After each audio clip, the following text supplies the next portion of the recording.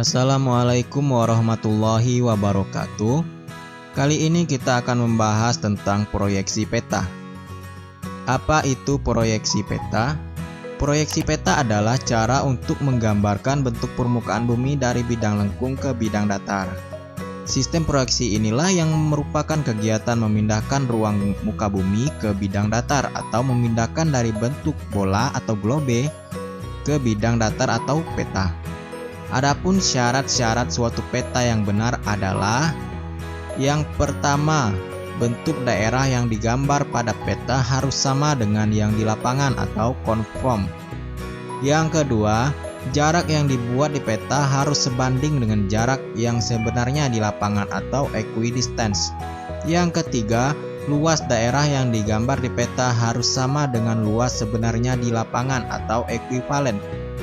Ketiga syarat tersebut tidak dapat dipenuhi secara bersama karena dalam proyeksi peta harus mengorbankan syarat-syarat yang lain agar dapat menghasilkan peta yang ideal.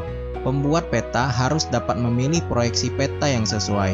Proyeksi peta dibedakan menjadi 3 golongan, yaitu proyeksi silinder, proyeksi zenital, dan proyeksi kerucut.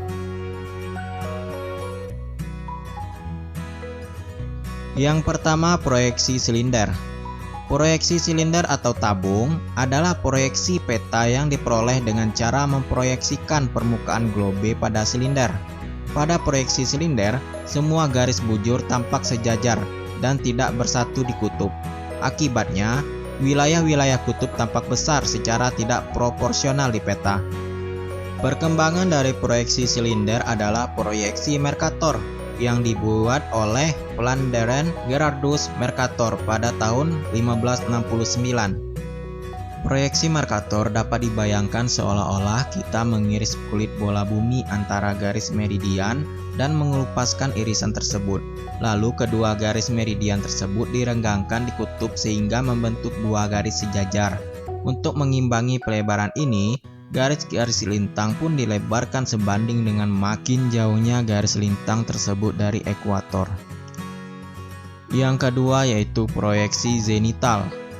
Proyeksi zenital adalah proyeksi peta yang didapat dari memproyeksikan globe pada bidang datar. Proyeksi ini paling baik untuk menggambarkan daerah sekitar ekuator. Proyeksi zenital dibagi menjadi 3, yaitu: yang pertama, proyeksi zenital yang menyinggung kutub. Yang kedua, proyeksi zenital yang menyinggung ekuator. Yang ketiga, proyeksi zenital yang menyinggung antara kutub dan ekuator. Yang ketiga yaitu proyeksi kerucut. Proyeksi kerucut adalah suatu proyeksi yang didapat dari memproyeksikan globe pada sebuah kerucut. Garis lintang dan garis bujur diproyeksikan ke permukaan kerucut tersebut. Apabila kerucut tersebut dibelah dan dibuka datar, akan diperoleh peta yang paling persis pada wilayah tempat kerucut tadi menyentuh bola bumi. Proyeksi ini sering digunakan untuk memproyeksikan wilayah garis lintang tengah, misalnya wilayah Amerika Serikat. Pada perjalanannya, proyeksi peta mengalami perkembangan dan muncul sistem proyeksi baru, misalnya penggabungan proyeksi kerucut dan proyeksi Mercator dan proyeksi Robinson. Pada tahun 1988, Amerika Serikat memutuskan bahwa untuk kebanyakan penggunaan, mereka memilih peta yang dibuat berdasarkan proyeksi Robinson. Peta jenis ini merupakan penyempurnaan dari proyeksi Mercator.